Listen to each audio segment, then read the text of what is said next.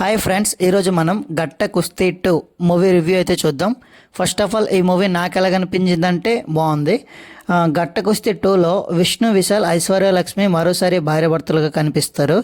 మొదటి భాగం ముగిసిన తర్వాత వారి కుటుంబం జీవితం ఎలా మారింది అనే నేపథ్యంతో కథ సాగుతుంది.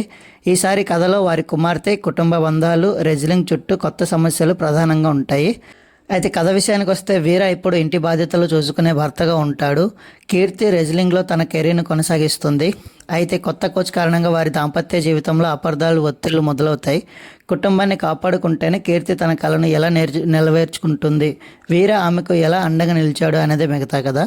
ఇక ప్లస్ పాయింట్స్ గురించి వస్తే విష్ణు విశాల్ నటన సహజంగా వినోదాత్మకంగా ఉంటుంది. ఐశ్వర్యలక్ష్మి మరోసారి బలమైన పాత్రలు మెప్పిస్తుంది. కుటుంబ భావోద్వేగాలు, కామెడీ సన్నివేశాలు, మెలవింపు బాగుంది. క్లైమాక్స్ ప్రేక్షకులకు మంచి ఫీలింగ్ ఇస్తుంది. ఇక మైనస్ పాయింట్స్ గురించి వస్తే మొదటి భాగంతో పోలిస్తే కథ కొంత ఊహించదగినదిగా అనిపిస్తుంది. కొన్ని కామెడీ ట్రాక్లో అవసరానికి మించి సాగిన భావన కలుగుతుంది. మహిళా సాధికారత సందేశం ఉన్నప్పటికీ కొన్ని సందర్భాల్లో అది పూర్తిగా ప్రభావవంతంగా అనిపించదు.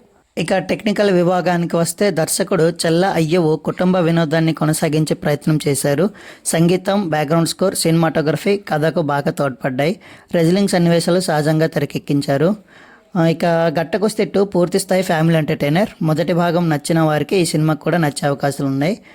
కథలో కొత్తదనం కొద్దిగా తగ్గిన భావోద్వేగాలు, కామెడీ, కుటుంబ సందేశం కారణంగా ఒకసారి తప్పకుండా చూడదగిన సినిమా. బాక్స్ ఆఫీస్ వద్ద కూడా ఇది మంచి విజయాన్ని సాధించింది. That's it guys. ఇంకో రివ్యూతో మళ్ళీ మేము ముందుకు వస్తా. అంతవరకు బాయ్ బాయ్.